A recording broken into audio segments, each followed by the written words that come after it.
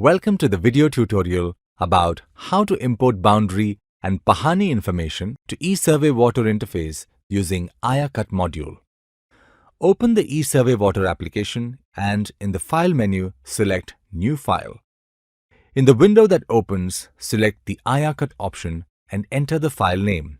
Click Save and save the file. In the main menu, select the AyaCut submenu. In the window that opens, to import the village boundary data, click on the Import button. In the Villages Chalk DP RTC Pahani, select Window, select Village Boundary option in Village Chalk or DP tab and click on Import.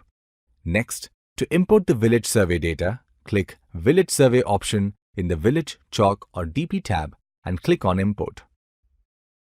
To import Chalk or DP boundary data, click Chalk/DP boundary option in the Village Chalk/DP tab and click on Import. To import the Pahani data, select RTC or Pahani Extract tab and click on the Import button. You can click the Template button to open the Excel template and enter the data in it and save the file. Once the data is saved, select Excel file which contains RTC or Pahani details of all survey numbers. After importing, go to Settings. Here, you need to do settings for area units and font in RTC import file. Area unit. The RTC or Pahani details are available in different units in the geographical area. It is acres and guntas in some locations, and it is hectares in some other project locations. eSurvey AyaCut will process both types of area as required.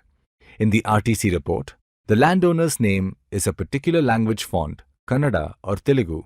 So, to read the data and to prepare the output report in the same language, you need to specify the font name in the Layers and Color Settings window.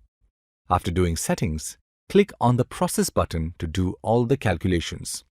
After the calculations are done and data is processed, a survey boundary of each survey number which comes under chalk boundary will be created.